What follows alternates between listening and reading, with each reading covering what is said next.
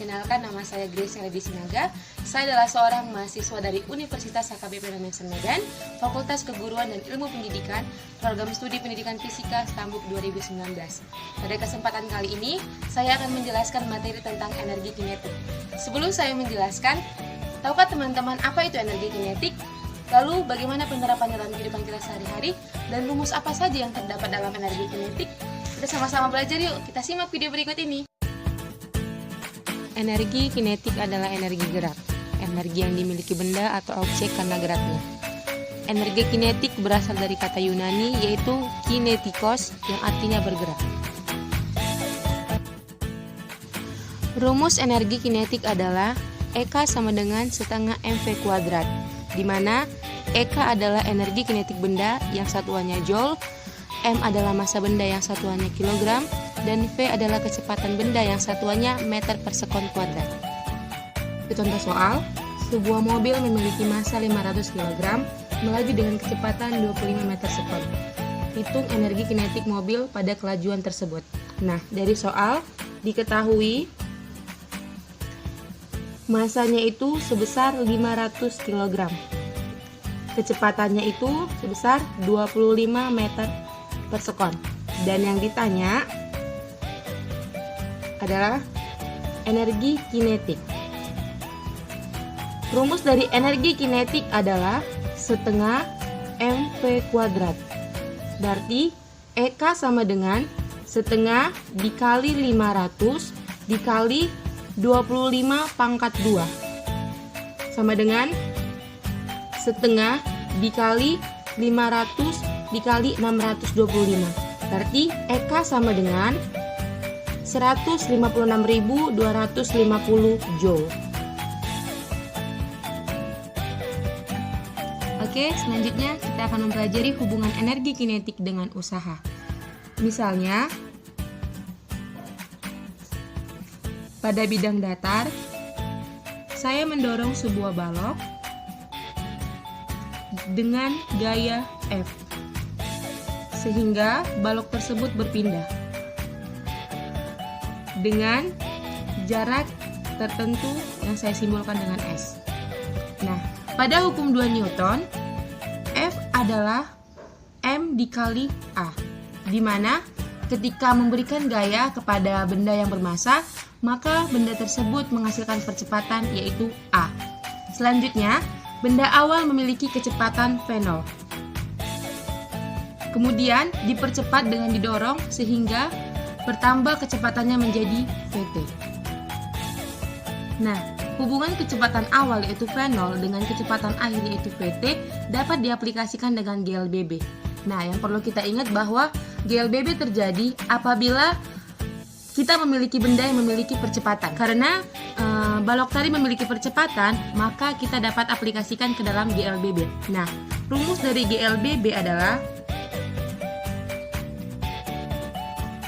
Vt kuadrat sama dengan V0 kuadrat ditambah 2A dikali S. Nah, kita pindahkan V0-nya menjadi Vt kuadrat dikurang V0 kuadrat sama dengan 2A dikali S. Selanjutnya, A-nya yang kita pindahkan menjadi A sama dengan Vt kuadrat dikurang V0 kuadrat per 2S. Nah, kita telah dapat A-nya ini dari GLBB. Rumus usaha adalah W sama dengan integral vektor F dikali vektor ds.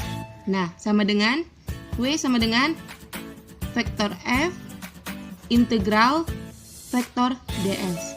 Selanjutnya, W sama dengan setelah diintegralkan vektor F dikali vektor S.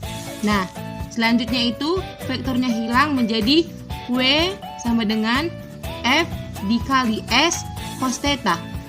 Karena F dan S searah tadi, maka theta-nya adalah 0, sehingga W sama dengan F dikali S. Penjelasan tadi telah didapat F sama dengan M dikali A. Maka kita masukkan W sama dengan M dikali A dikali S. Nah, dari penjelasan yang sebelumnya juga kita telah dapat dari GLBB itu A sama dengan Vt kuadrat dikurang V0 kuadrat per 2S. Maka kita masukkan ke sini, berarti W sama dengan M dikali MVT kuadrat dikurang V0 kuadrat per 2S dikali S.